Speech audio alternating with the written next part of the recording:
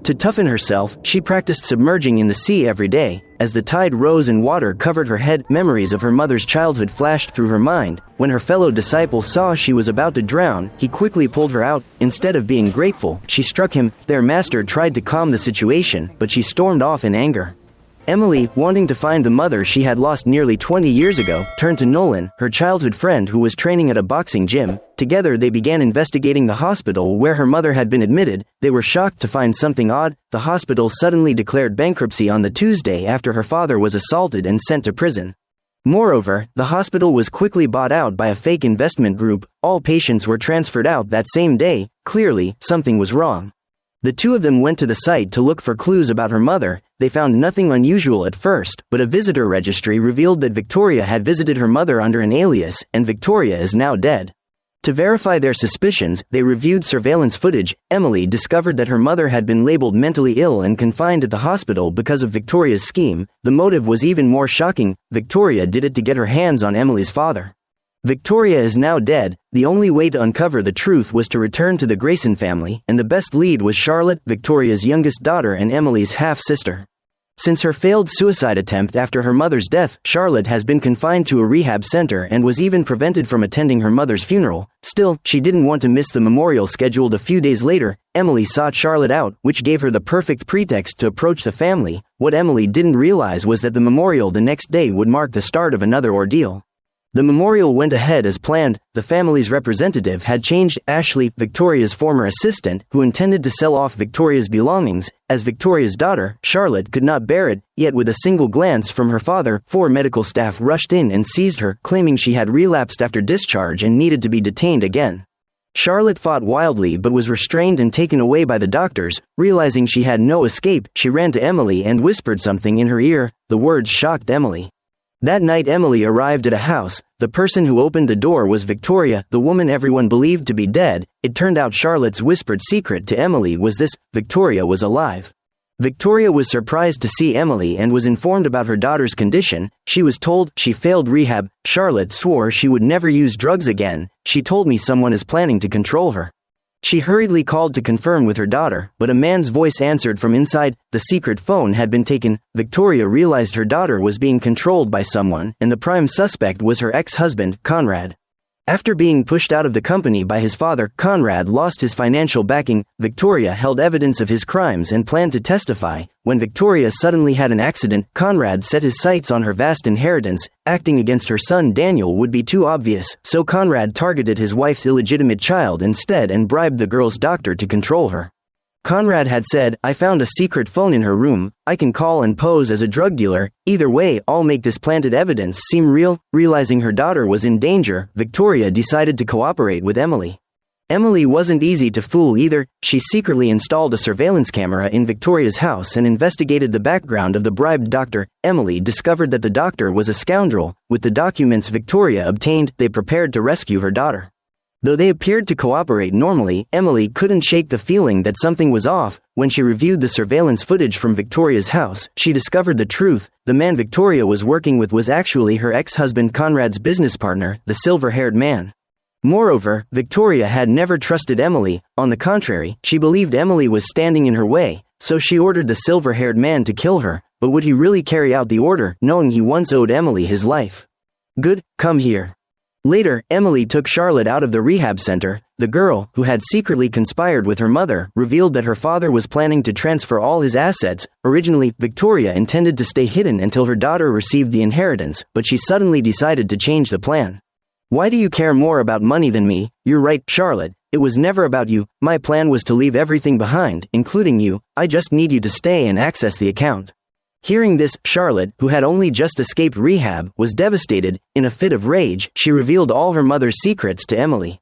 Emily had long planned to take down both Victoria and Conrad, so she quickly devised a two birds with one stone plan. She would take Charlotte away, breaking all ties between mother and daughter. Then she would tell Daniel everything Conrad had done to his sister. Daniel, who had always cared deeply for Charlotte, would surely turn against his father. Meanwhile, Emily planned to use her identity as Charlotte's half-sister to win her full loyalty. With Victoria hiding in the shadows, unable to appear publicly, the Grayson family would collapse from within, making it easy for Emily to destroy them one by one. At first, the plan went smoothly, But then everything flipped. Emily never expected Victoria to announce her survival on live television. Caught off guard, she tried to contact Nolan, the one monitoring Victoria, but he was nowhere to be found. Through the security cameras, Emily saw Victoria deliberately call Conrad over and let him injure her. Then Victoria phoned the police and claimed she had been kidnapped by the silver-haired man. With that, she successfully re-entered public life.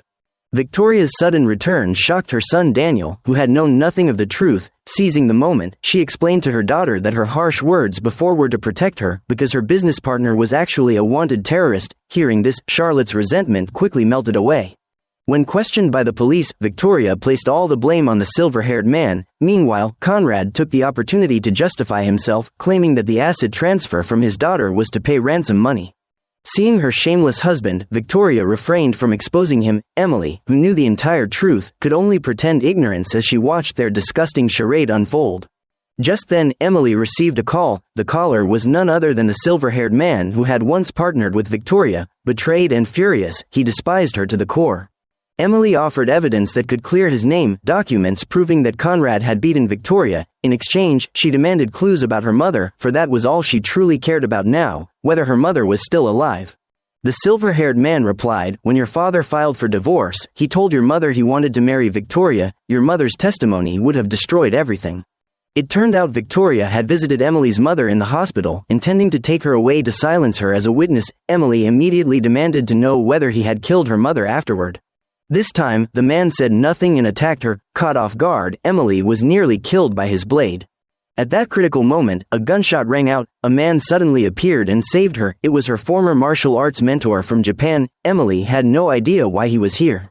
Now, the silver-haired man, the only one who knew the truth about her mother, was dead. Emily had no idea where to continue her investigation.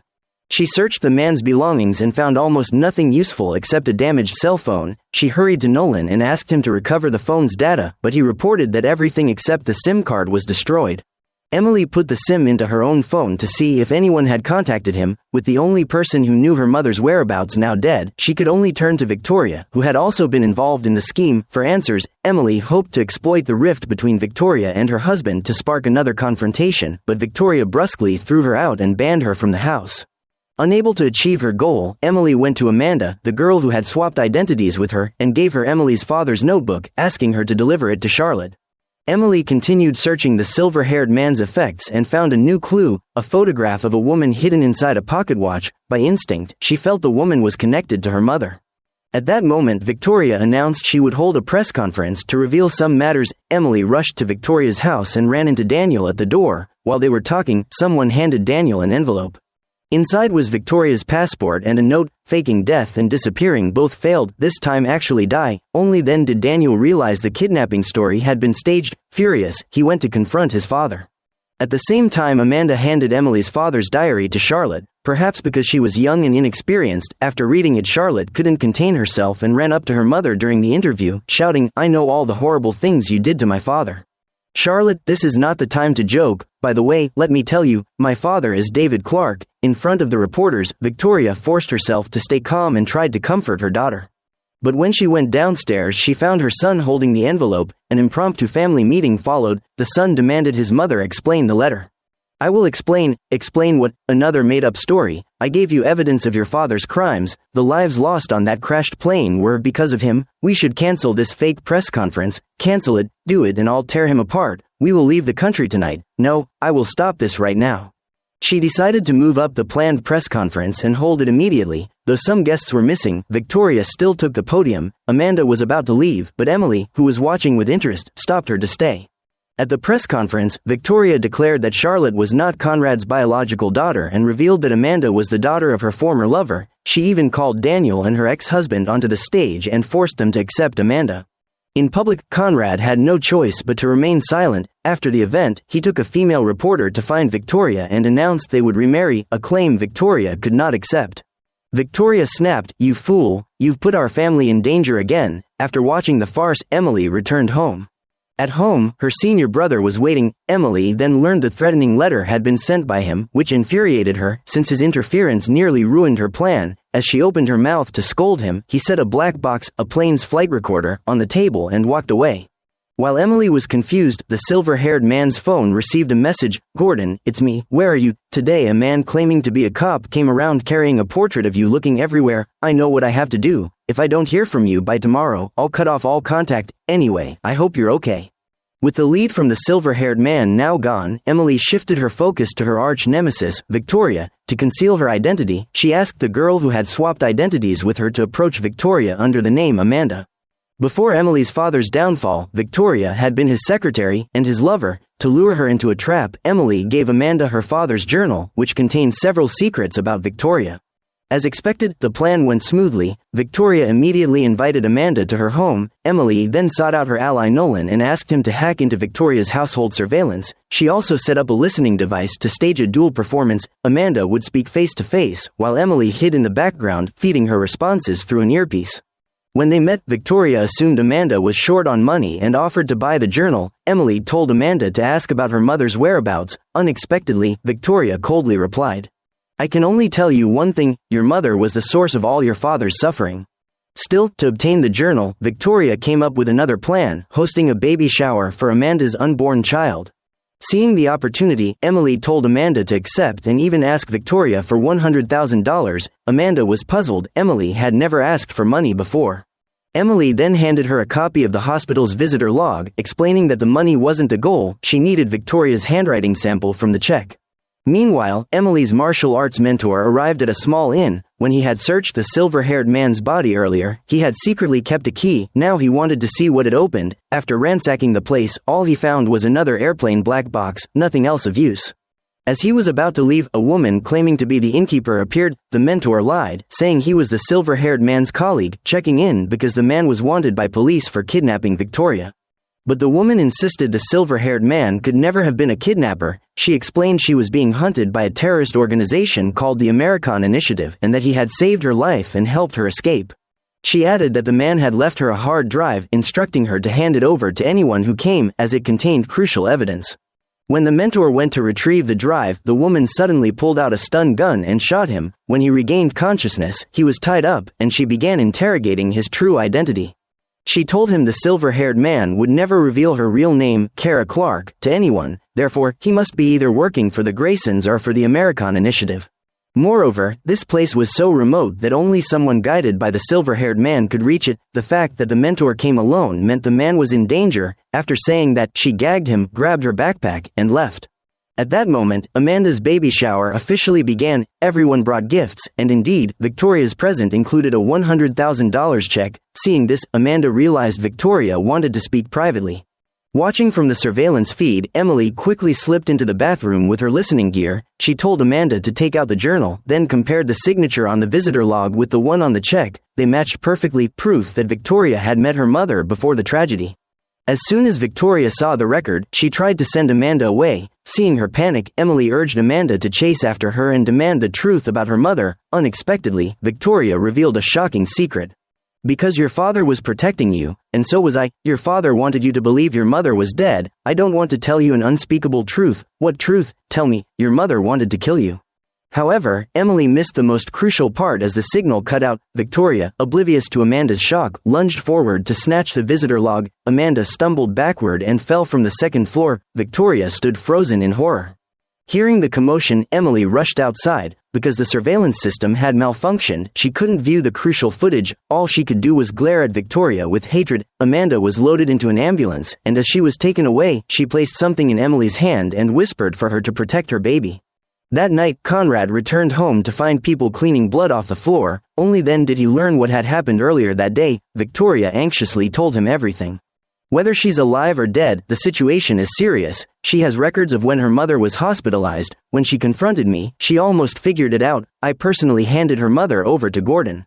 Meanwhile, Emily's mentor was still struggling to free himself from his bonds. He knocked over a glass jar behind him, intending to use the shards to cut through the ropes. Kara, who was about to leave, heard a radio report about Amanda. Due to heavy blood loss and internal injuries, Amanda had fallen into a coma. The baby, born prematurely, suffered only mild oxygen deprivation and was otherwise safe.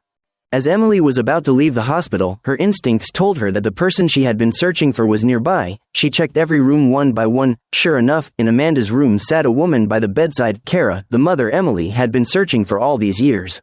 When she saw her mother after so many years, Emily felt no warmth, only a flashback from childhood, her father frantically searching for her while her mother tried to drown her in the ocean. Just as she was about to drown, her father rescued her in time. When she woke up, her memories were gone, and her mother had disappeared. Her father told her that her mother had died of illness. At that moment, Emily's mentor informed her that her mother had married the silver-haired terrorist. He offered to help handle the situation, but Emily flatly refused. She simply told him, as her master's representative, to cooperate with the Grayson family and gather evidence. While the mentor was negotiating with Conrad, he suddenly received a call from Victoria, and his expression changed instantly. It turned out Kara, Emily's long-lost mother, had gone to Victoria's house.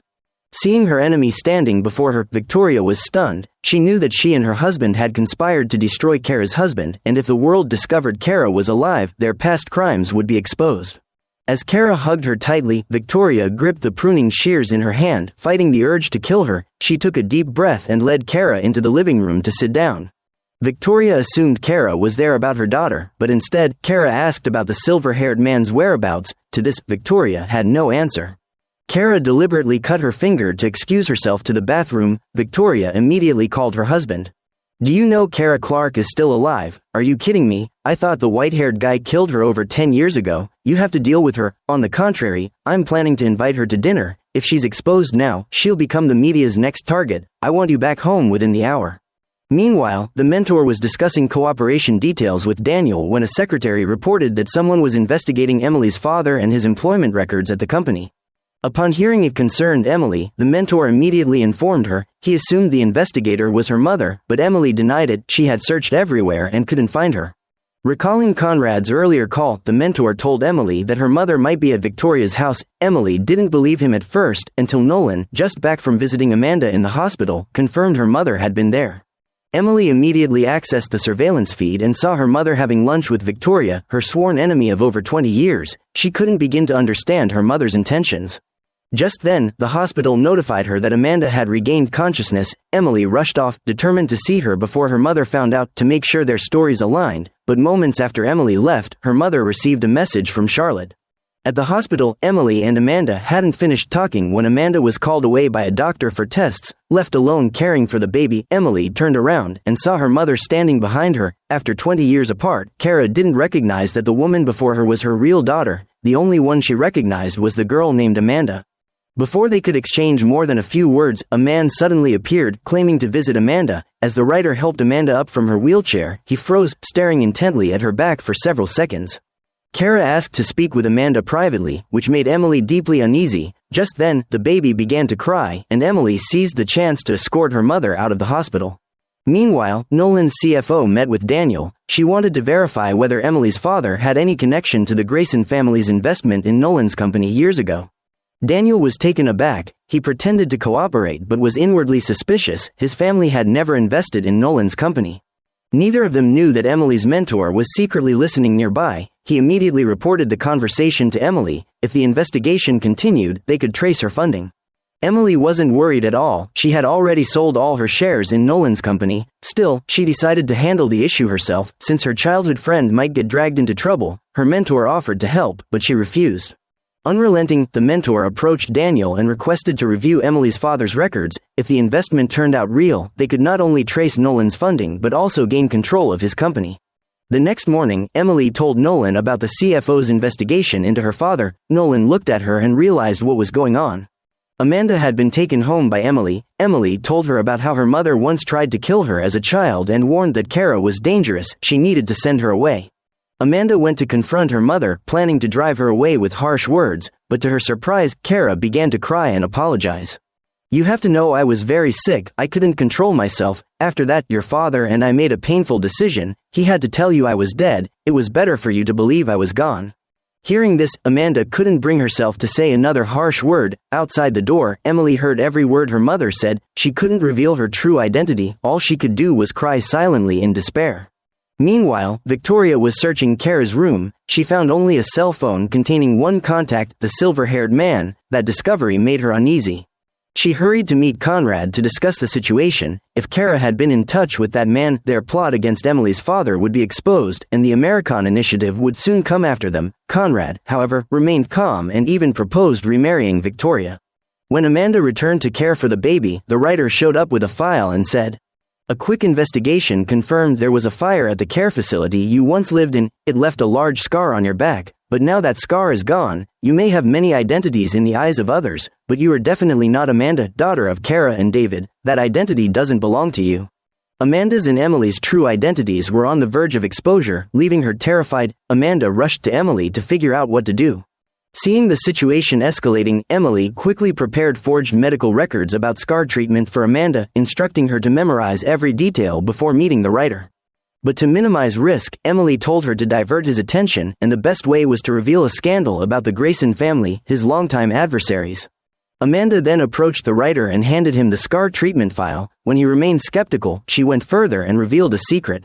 The Grayson family faked a kidnapping to fool everyone, and the so-called kidnapper they mentioned was actually their own henchman. "I believe he was betrayed by the Graysons. I once saw him arguing with Conrad. If you can find him, you'll expose all their lies, if you really want to know everything." This immediately caught the writer's attention. Compared to Amanda's true identity, the scandal involving the Grayson family, his longtime nemesis, intrigued him far more. Knowing Amanda's plan had worked, Emily hurried to Nolan, hoping he could assist with the final step. Before she could explain, Nolan's phone rang. It was the writer, asking him to trace the location of a phone number. Upon hearing that, Nolan instantly recognized Emily's handiwork. He asked for details about her plan, but Emily stayed silent. She wasn't ready to share.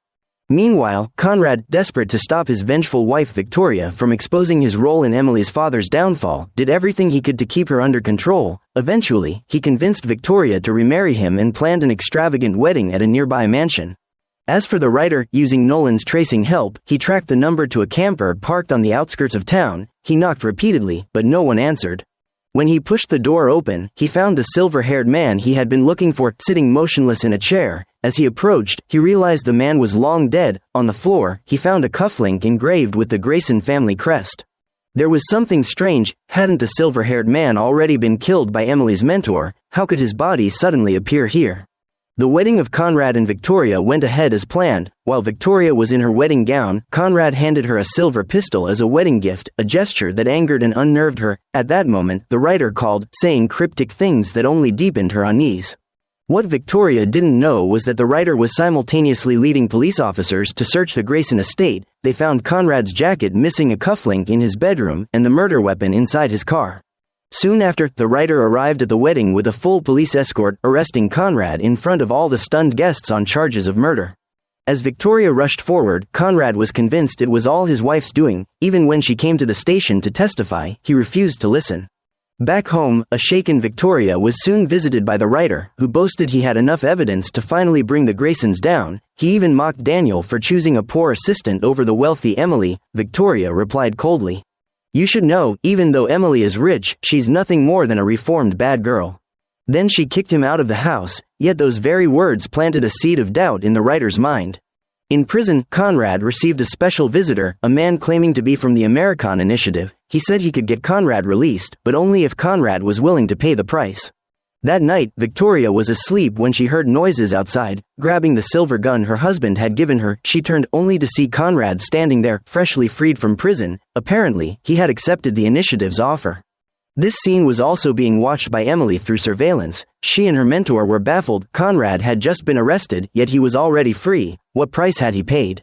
It turned out everything had been orchestrated by Emily and her mentor. After the silver-haired man's death, Emily had hidden his body in a freezer. To mislead the writer, she later staged the crime scene herself, placing the body there, planting evidence inside the Grayson estate, and wiping all surveillance footage.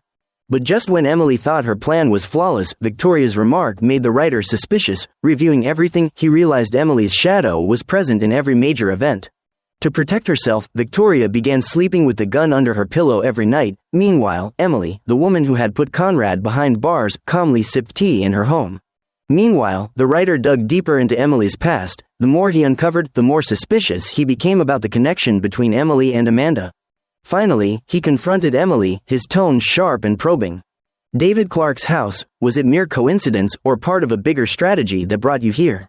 Emily merely smiled, offering neither explanation nor denial. Later, the writer arranged to meet Amanda. This time, she didn't hide anything.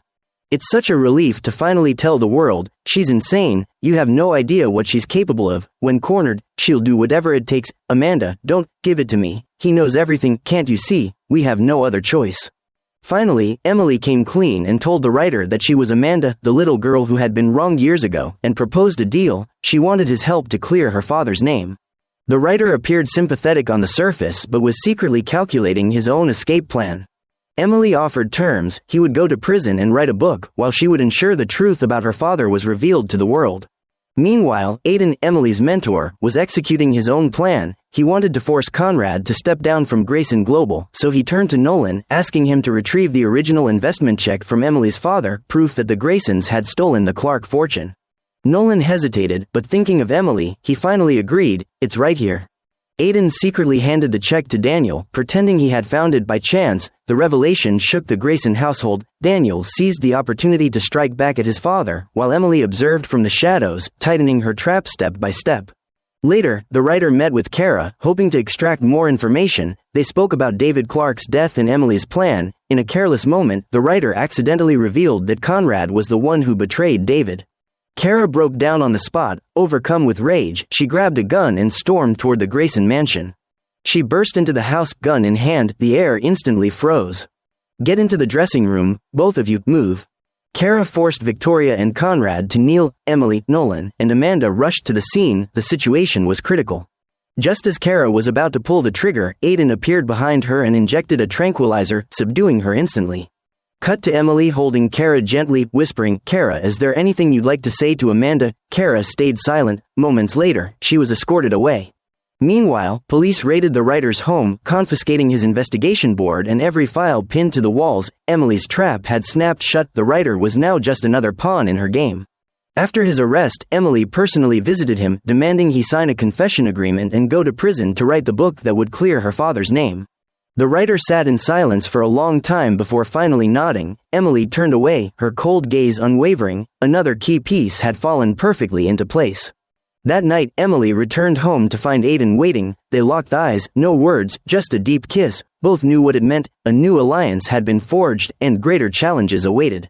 Flashback to Thanksgiving 2006. In a dim New York nightclub, Emily was on a sudden mission, filling in for her sick roommate, Ashley. Her target, the underworld boss, Dimitri.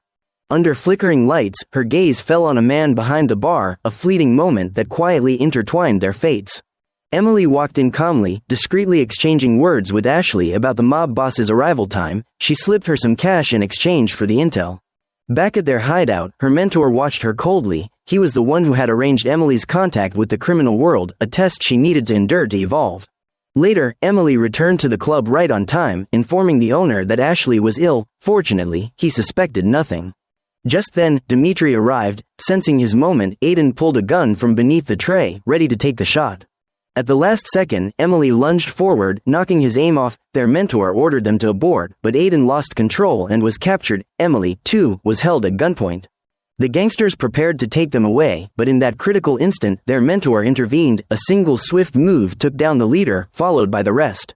Amid the chaos, Dimitri fled. Aiden gritted his teeth and gave chase, shooting him in the leg. He demanded to know where his sister was, but Dimitri only laughed hysterically, spitting vile taunts about her. Hearing those vile words, Aiden snapped. He fired multiple shots, killing Dimitri on the spot. Their mentor arrived just in time, ordering Emily to get Aiden out of there immediately. Though the mission wasn't a total success, Emily realized that this experience had earned her Aiden's trust, and that her path of revenge would no longer be a lonely one.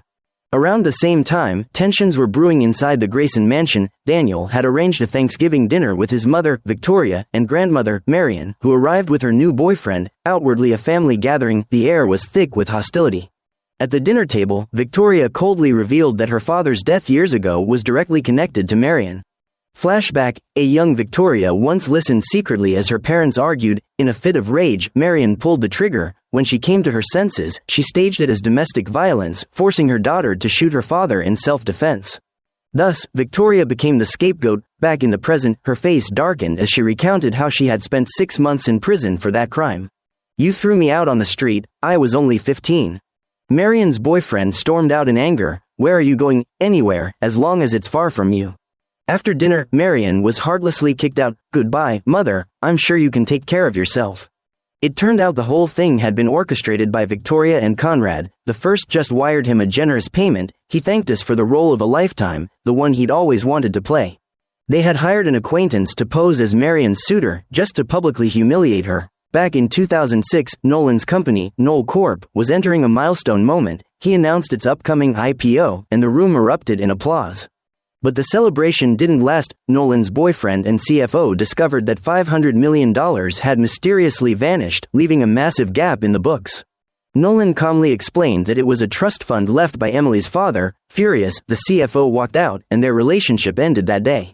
Meanwhile, in the small town of Hampton, Jack's father was being blackmailed. When he refused to comply, the extortionist threw a Molotov cocktail into the bar. Flames engulfed the place, and Jack barely managed to pull his father to safety. Back to the present, Emily clenched the evidence in her hand, eyes unwavering. Everyone could sense a greater storm brewing. Aiden watched her with quiet affection. This revenge was no longer hers alone. Together, they would expose every lie buried in the elite world.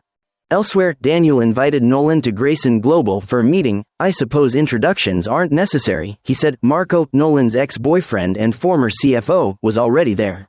Using the missing $500 million as leverage, they demanded Nolan surrender 51% control of his company and reinstate Marco as an executive. The terms were brutal, but Nolan knew refusal meant losing Knoll Corp entirely. Thinking of Emily's revenge mission, he swallowed his pride and agreed. Meanwhile, Aiden's situation was worsening. Ashley, ever the social climber, was secretly undermining him, whispering doubts about his loyalty and competence. "If Aiden joins your board, you should make sure he builds a good relationship with your largest shareholder, Daniel. I just think you shouldn't trust him too quickly."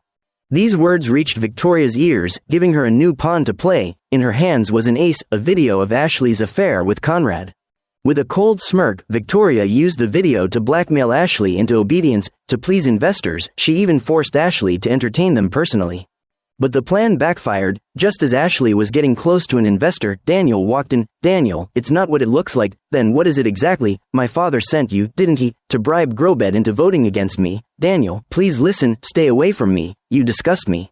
At last, Daniel saw the truth, both about Ashley and his father.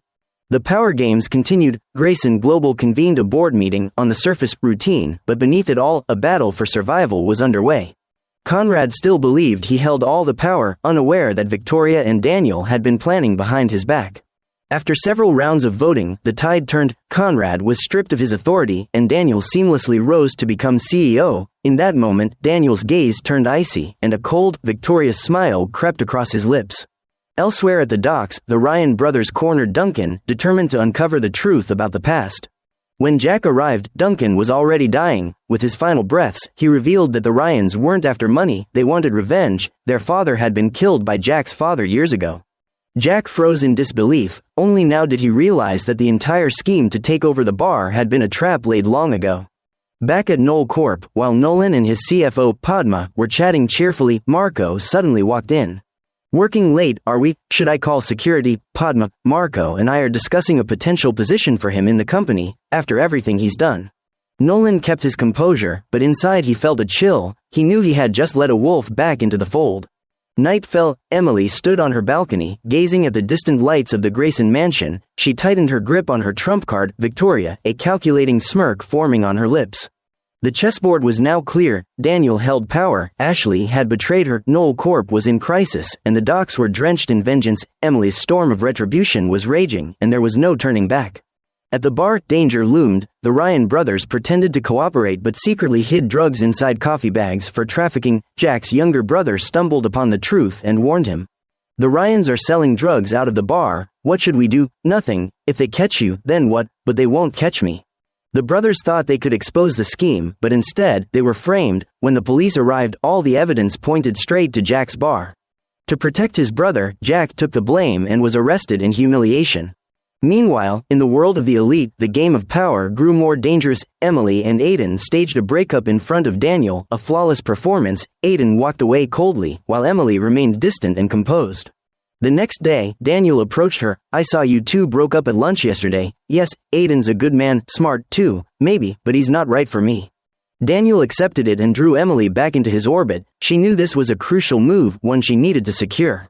That evening, Victoria hosted an extravagant dinner, both to display her dominance and to gauge the growing connection between Daniel and Emily. Glasses clinked, smiles were exchanged, yet beneath the surface, tension simmered. Quietly, Emily approached Patricia and slipped a letter into her hand, a spark ready to ignite the entire evening. As everyone raised their glasses, Patricia suddenly stood, her voice trembled but carried power. For years after the trial, 3 days before James died, a dark secret was revealed in a letter sent to David Clarke. She publicly exposed her husband's true face before all the guests. The mansion fell into stunned silence. Victoria's gaze turned to steel. The situation was spiraling beyond her control. Meanwhile, behind bars, Jack phoned Amanda to assure her he was safe. Declan sat alone at the bar, while Emily continued dragging the Graysons toward ruin. Power can be earned by the strong, or stolen from the innocent. Power gives you choice, but it can also drag you into the abyss of corruption. In the prison visitation room, Amanda looked at Jack through the glass, promising desperately to find a way to free him, but Jack shook his head. He'd rather bear the burden himself than drag her into it. Amanda stood there in silent heartbreak, powerless to help the man she loved as he sank deeper into the shadows. Meanwhile, the situation at Knoll Corp was tightening. Marco tried to reconnect with Nolan, but his eyes betrayed ambition and deceit. Nolan knew this was a wolf in the guise of an old lover, ready to strike the moment he turned his back. As expected, not long after, Padma brought troubling news. She overheard Marco on a call with Daniel, clearly plotting something. Nolan's heart sank. He could feel the danger closing in. Meanwhile, at a lavish auction, dazzling lights glimmered as chatter filled the hall. When the final item was unveiled, every gaze turned toward it. Without hesitation, Daniel raised his paddle, a bold $1 million bid that stunned the room. He wanted to make a statement. The Graysons were still in control. After the auction, Daniel introduced Aiden to Helen from the American Initiative. Her sharp eyes assessed him as her probing tone cut through the air. Aiden seized the chance to make a demand. He wanted to see his sister again, but Helen coldly refused, and Aiden once more tasted that bitter sense of helplessness. In that moment, his gaze darkened, the fire inside him smoldered deeper.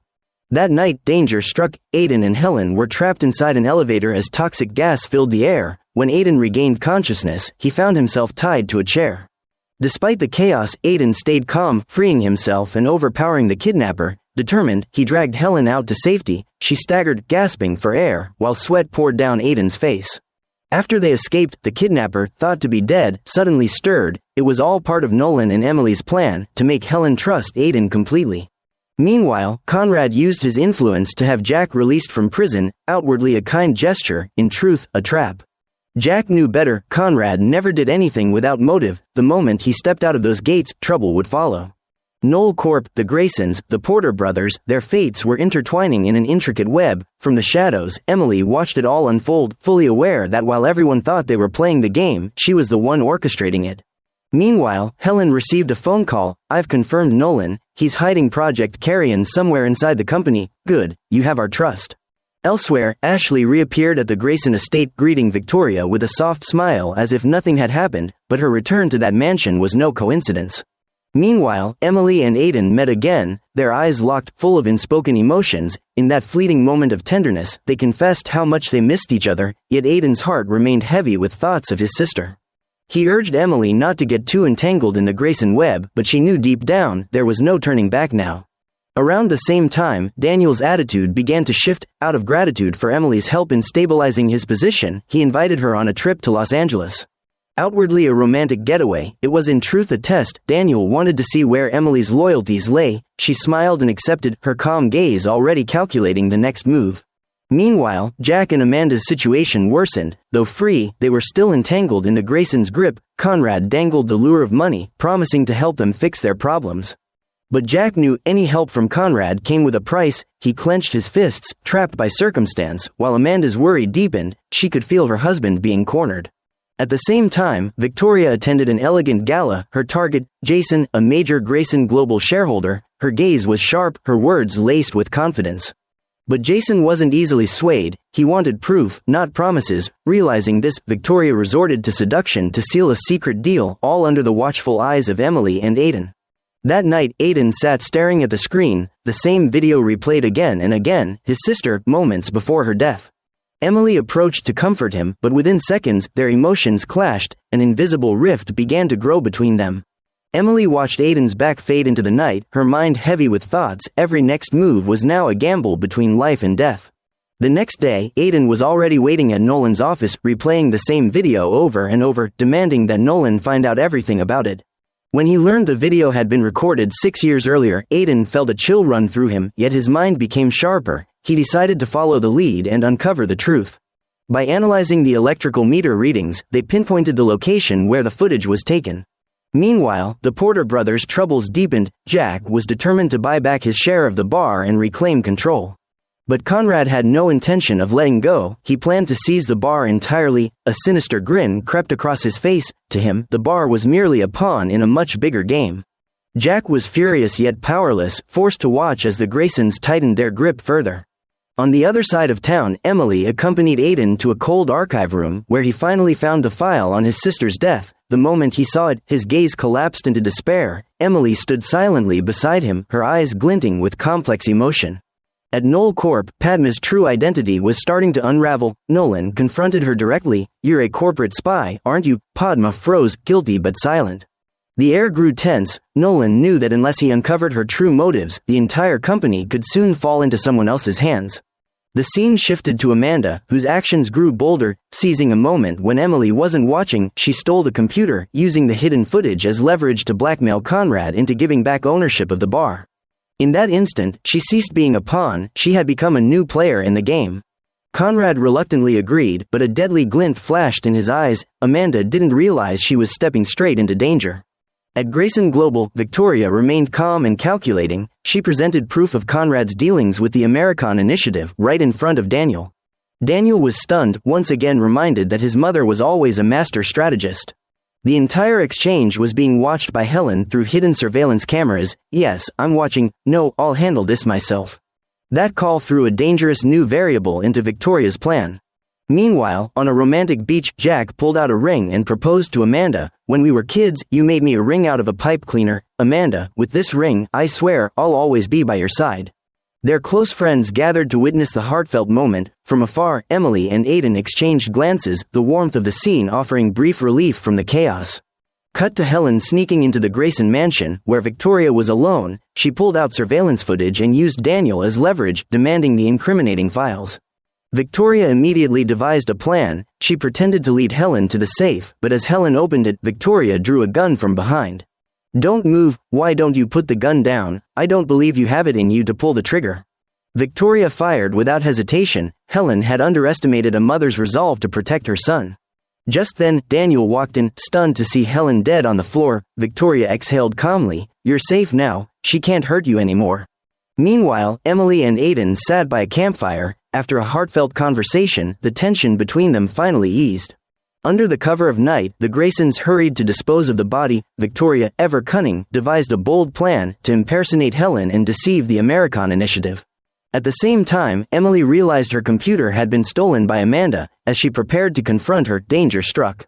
Nate Ryan stormed onto the boat with a gun. Amanda was held at gunpoint. The air in the cabin froze with tension. Meanwhile, Victoria and Daniel continued their flawless act. In front of the hidden cameras, they staged a fake argument, pretending Daniel doubted the evidence about the American Initiative. Every word Victoria spoke cut like a knife. On the surface, their world seemed calm, but beneath it, chaos was surging. At the same time, the crisis aboard the boat escalated. Jack stayed calm, using the stolen laptop as bait to lure Nate Ryan below deck, then locked him inside, buying precious time.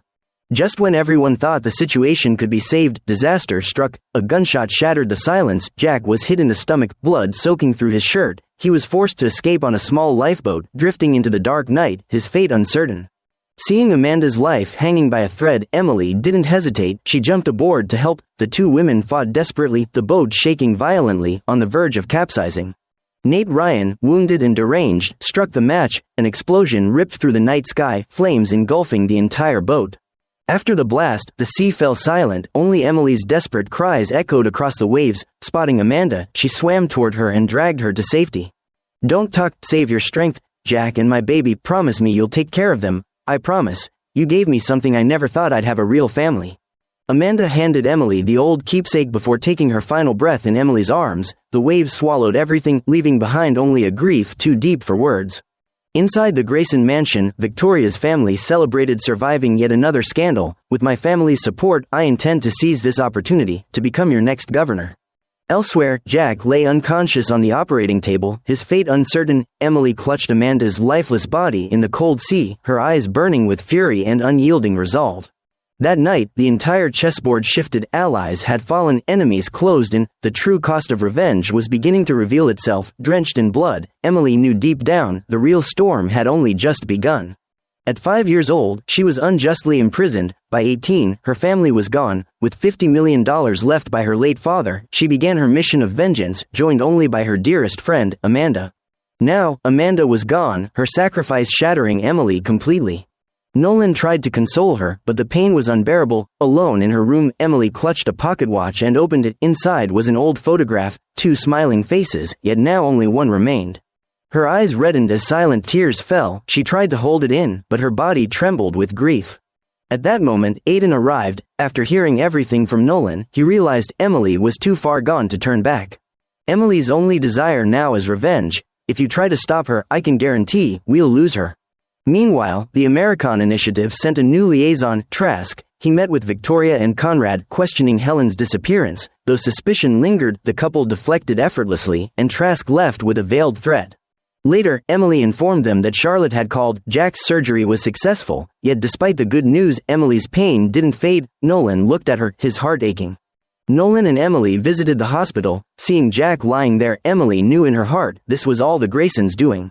Meanwhile, Victoria used the tragedy to her advantage. She gently comforted Charlotte, turning Amanda's death into an emotional bridge to rebuild their bond. Her voice was soft, but her eyes gleamed with calculation. Not long after, Jack woke up, his voice weak. Emily, is Amanda okay? What about Carl? The baby's safe, Charlotte's with him, and Amanda, Jack, she's gone. The cruel truth shattered Jack completely. Tears streamed down his face as his cries of anguish filled the hospital room. Just then, Conrad entered. Jack knew exactly why he was there but forced himself to remain calm. Though things were tense between us, Conrad began. Amanda was like family to me. I see now it was my mistake to trust the Ryans. You didn't know they used me to hurt you, did you? Cherish the memories you had with her. Make sure little Carl grows up worthy of the legacy you two left behind. I don't even know how to thank you. After Conrad left, Jack immediately told everyone that the video exposing the Graysons' darkest crimes was hidden inside the laptop Amanda had stolen.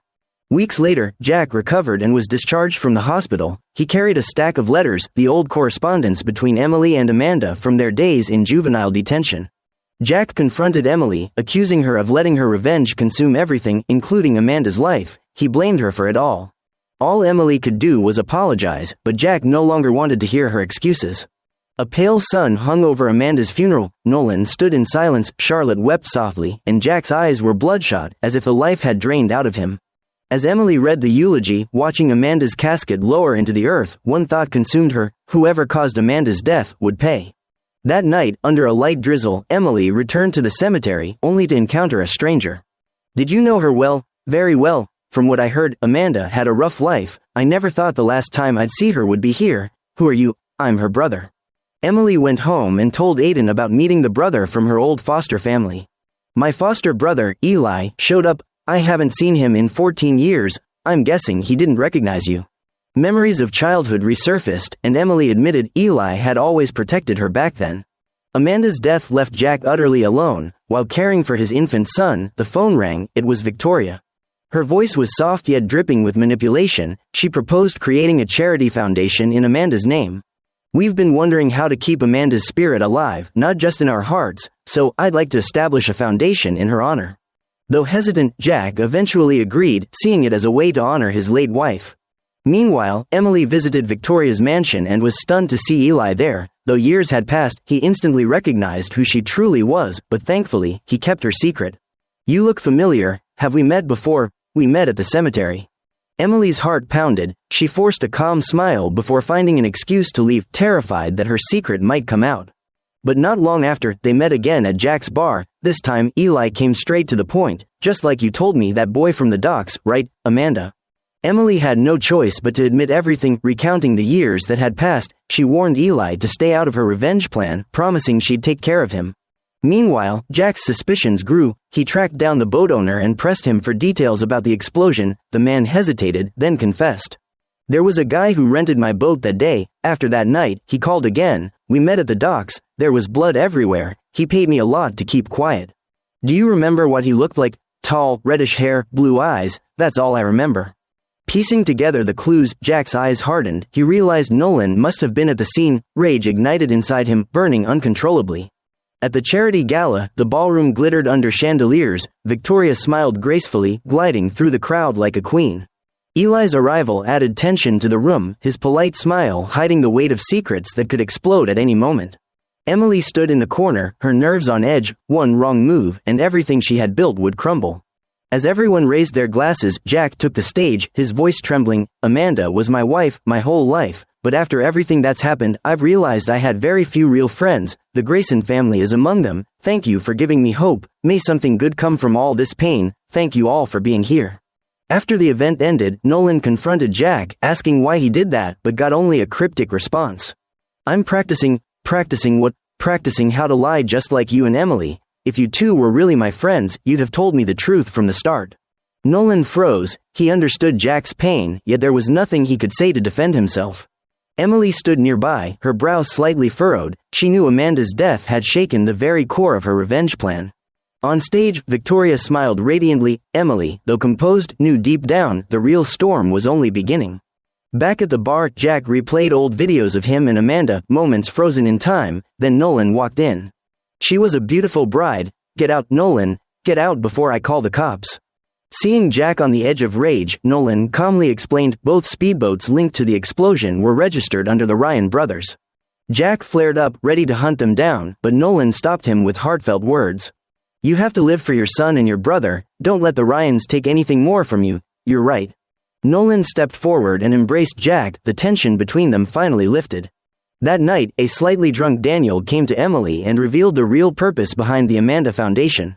The initiative is forcing me to funnel money through Grayson Global to fund their next scheme. Do your parents know? That's the only reason for tonight's gala. They're hiding money in the foundation, so if there's ever an investigation, their assets stay untouched. Emily's blood ran cold as she realized the scale of the deception. Back at the mansion, Conrad and Victoria happily reviewed the donation checks, unaware their secret was unraveling. Emily immediately called Nolan to share the news, and together they plotted a counterattack. The Graysons are transferring all their assets into the Amanda Clarke Foundation. If we can access that account, we can bankrupt them. Nolan got to work hacking into the Foundation's private system, but he was stopped at the final barrier. The defense code belonged to a legendary hacker known as Falcon. The one who coded this firewall also helped destroy your father. He's a legend, and now, he's working for the Graysons again. The next day, tension filled Nolan's office. Padma arrived, visibly shaken. My father's still alive. She handed him a USB drive containing footage of her father held hostage. The footage left her pale. Nolan took her hand firmly. Padma, I swear on my life, I won't let them hurt you or your father. Meanwhile, Emily met Eli again. He handed her a yellowed letter, one her father had written years ago but never mailed. The letter overflowed with love and longing. Tears welled in her eyes. Eli suggested visiting Mrs. Hayward, her former foster mother. Emily hesitated but agreed, knowing this was a past she couldn't avoid. When they met, the three exchanged awkward pleasantries. Emily asked about Amanda's belongings, but Mrs. Hayward said everything had been lost in a fire. The woman offered to show Emily around, but she declined. Once Mrs. Hayward left the room, Eli revealed his true face. We can make a lot of money off these people, more than she's ever seen in her life. Thank you, Eli. I'm not doing this out of kindness. I want 60%. It'll help heal some old wounds, trust me. Meanwhile, Nolan arranged an escape route for Padma and her father, urging them to leave for safety, but Padma refused. I don't care. I can't just leave, go somewhere without you and waste the rest of my life. I love you. At the same time, the charity gala went on as planned. The hall glittered with lights and chatter. Victoria took the stage, announcing that Eli would speak on behalf of the foundation. All eyes turned to him. Emily's heart raced. Eli stepped up to the microphone, his tone cold and cutting. Between 1996 and 1999, I lived at Mrs. Hayward's home. Those were the darkest years of my life. Under the guise of discipline, she ruled that house with fear and intimidation. Eli didn't read the foundation's prepared speech. Instead, he shocked everyone by exposing Mrs. Hayward's hypocrisy, denouncing her cruelty and the abuse she inflicted on her foster children, both physically and emotionally. The room erupted in murmurs. Mrs. Hayward's face turned pale, her eyes sharp with fury. Losing control, she blurted out the truth. Eli had been the one who set the fire years ago, the very act that sent Amanda to prison for 5 years. Tell everyone, Eli, how you burned down my house and let Amanda take the blame. The air froze, chaos erupted, Emily's gaze turned icy. She finally realized Eli was far from the innocent figure he pretended to be. Later, Emily confronted Eli for an explanation. He couldn't speak, only muttered repeated apologies. "I know it was selfish, I'm sorry, I'll do everything I can to make it right." He once again promised never to reveal Emily's true identity. "If you ever expose who I am, I never will." After the event, Eli visited his former foster mother. His eyes were cold, but regret lingered deep inside. Before leaving, he made sure to leave Emily one final assurance. The next day, Eli came to say goodbye, bringing a signed confession from Mrs. Hayward, admitting she had sold Emily's father's letters to a writer. The revelation softened Emily's heart, changing how she saw her foster brother. "Do you think you could ever forgive me? What's done is done. All right, Eli, thank you." After Eli's departure, Emily visited the imprisoned writer who had purchased her father's letters. To her surprise, he revealed they had been burned. The arsonist, he said, had been Emily herself. Still, he needed her for his new book, so he recounted what the letters once contained. And within those letters lay a shocking secret: Victoria had another son. Meanwhile, Nolan had lost all contact with Padma, desperately piecing clues together in his office. He was on the verge of breaking down until Emily arrived, calming him and promising to help find her. "If we're going to find Padma, I have an idea, you just have to trust me." At the Grayson mansion, a mysterious birthday card arrived for Victoria. Opening it, she froze as the words inside pulled her back into the past. "The dizziness and nausea you're feeling, they're signs of pregnancy. Is the child's father still around? Remember, the choice you make will follow you for the rest of your life." In that moment, even the Ice Queen herself felt fear creeping in. Meanwhile, Conrad launched his political campaign. If elected, all secure workers' ownership stakes and ensure profit sharing at every level. Conrad's smug confidence made it seem like victory was certain, but Jack, expressionless, quietly joined forces with Nolan to set a trap that would bring him down. "Conrad's letting me attend the city hall meeting. Guide me through the earpiece, I'll use it to trap him." The fire of vengeance inside Jack burned hotter than ever. Meanwhile, Emily visited Victoria, pretending she'd lost her masquerade invitation, though she was really hinting at Victoria's hidden son. "I don't think the invitation was lost, it was never sent, and even though it's Halloween, some demons are better left alone. The last time you mentioned demons was at Amanda's funeral. How far would you go to protect your child?" "I'd do anything for my son, that's no secret." Realizing she couldn't push further, Emily left. Days later, a bouquet of black roses arrived at the Grayson mansion. Victoria opened the attached card, her face drained of color, her hands trembling, eyes filled with dread. Charlotte, standing nearby, noticed her mother's unease. Victoria kept her composure, but inside, panic was brewing.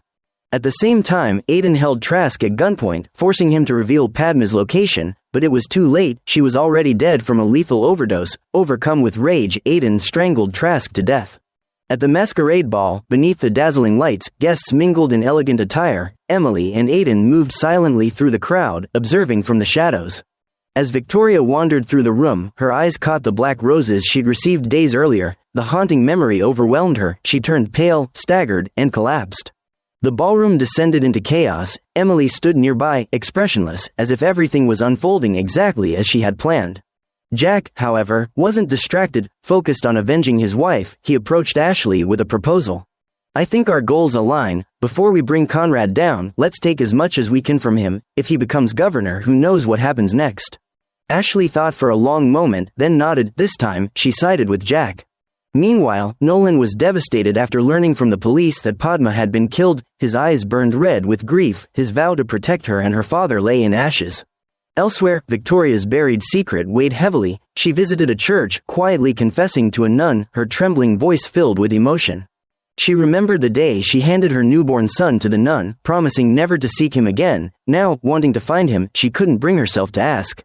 The nun remained calm, her words cutting deeper than judgment. Defeated, Victoria left the church in silence.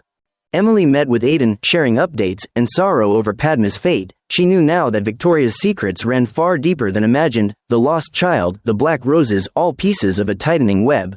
The next day, Nolan left the police station drained and furious. Padma's death consumed him with vengeance, yet he knew facing Falcon, a tech legend, would be nearly impossible. "I can't face Falcon head-on, he's a master, better than me." Emily encouraged him, reigniting his resolve. Nolan made up his mind, he'd bring down the ghost behind the curtain. "Let's kill this bastard, together." After days of tracking, Nolan finally met the mysterious hacker, a frail-looking woman. He pretended to negotiate, asking her to work for him, but she refused. With no other choice, Nolan provoked her. Let's settle this. If I win, you work for me. And if I win, you won't.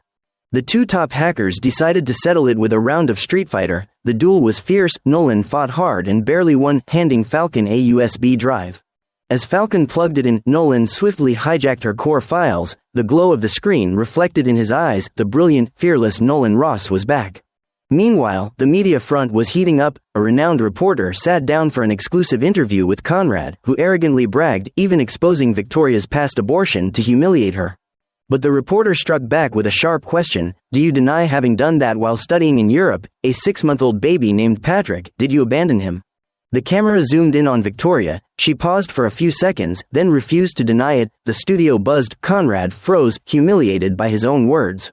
That night, Daniel quietly entered Emily's room, pulling out a ring, his eyes filled with sincerity. The only thing standing between us is you. I want to spend the rest of my life with you, Emily. Emily froze, her polite smile hiding a storm of emotion. She couldn't answer, because for her, this wasn't love, it was strategy.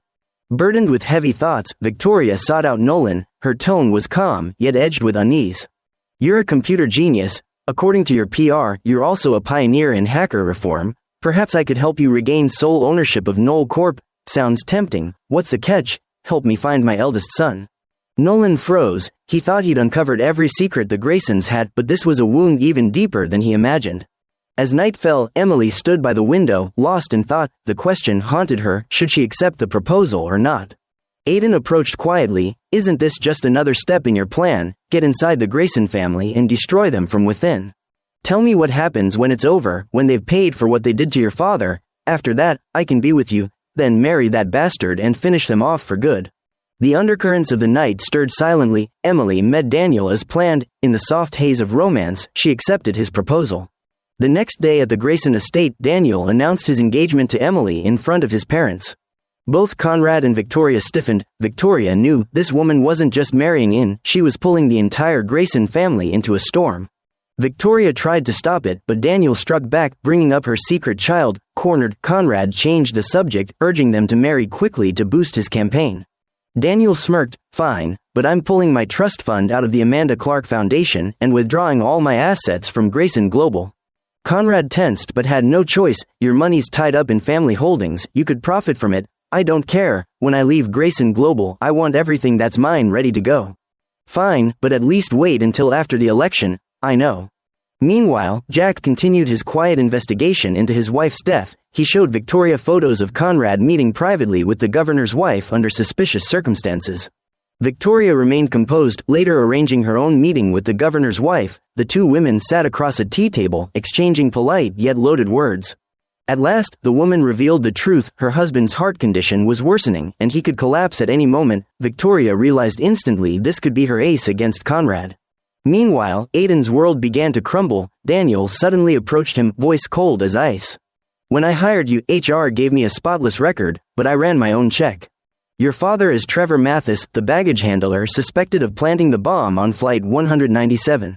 Aiden tried to explain, but Daniel cut him off. I thought you wanted a job or maybe Emily, but clearly, it's not that simple. Security will escort you out, you're fired. Thrown out and furious, Aiden turned to Nolan for help. Within hours, they discovered the traitor, their former mentor. Under the cover of night, Aiden confronted his mentor, who remained eerily calm. Your mission is over. My mission ends only when I'm with Emily. Aiden's eyes turned cold. Rage filled him as he demanded answers. The mentor slowly drew two blades.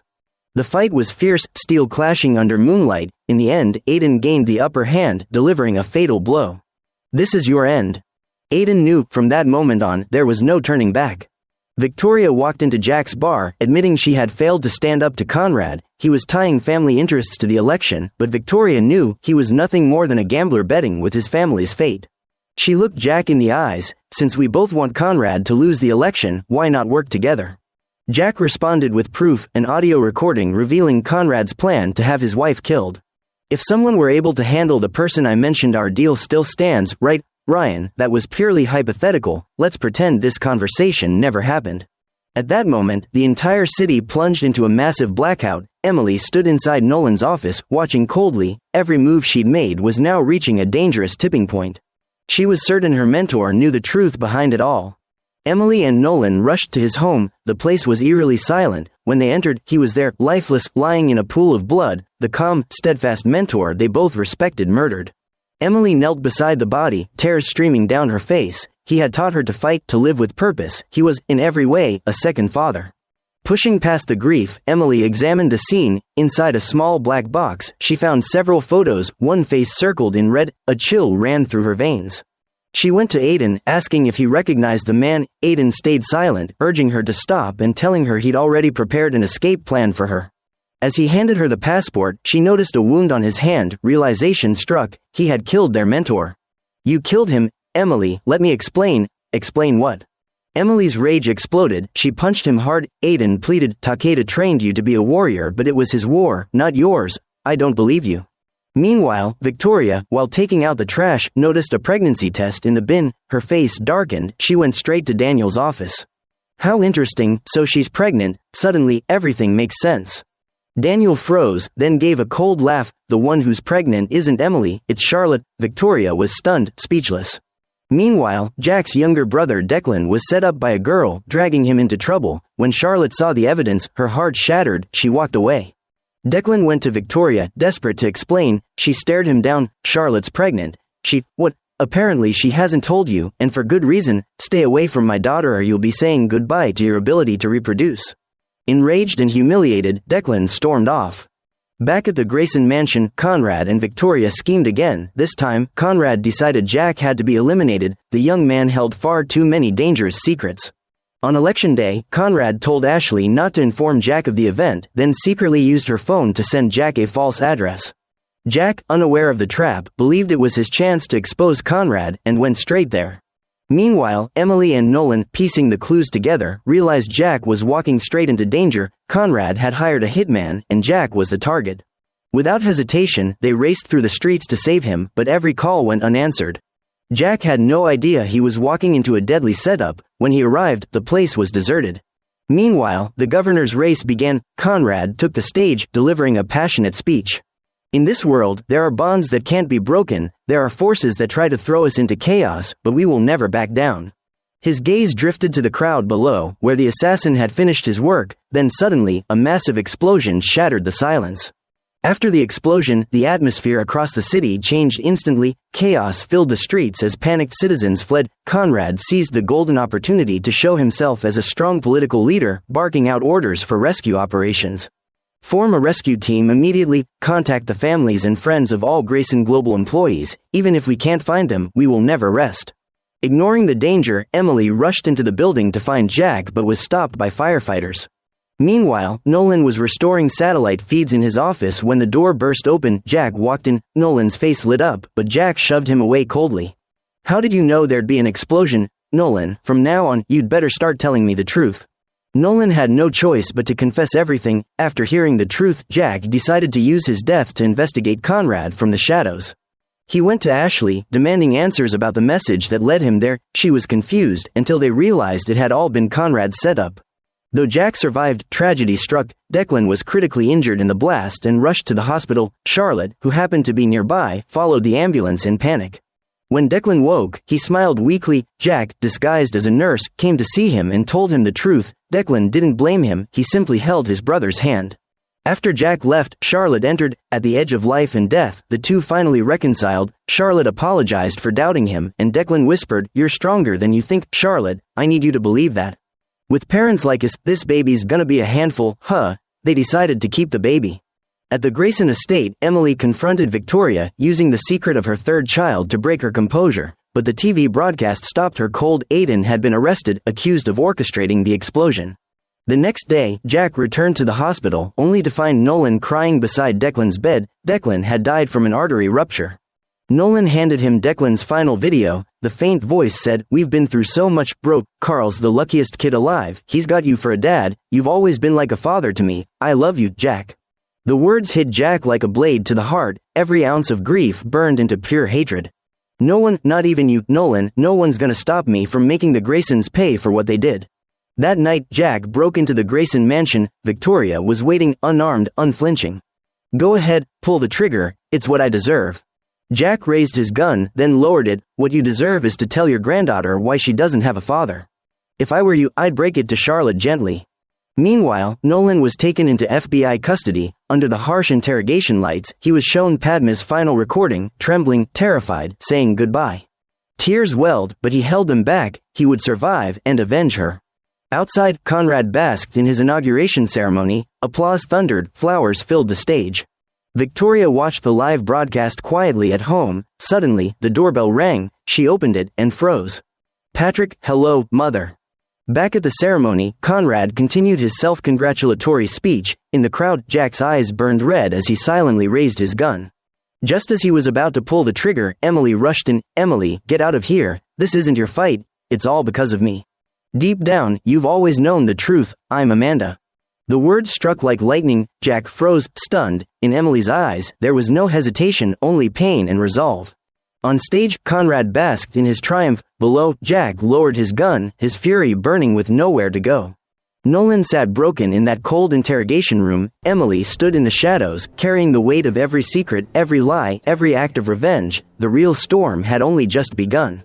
That's season 2 of Revenge in full. Did you like it? Rate it out of 10 in the comments. Thanks for watching. See you next time.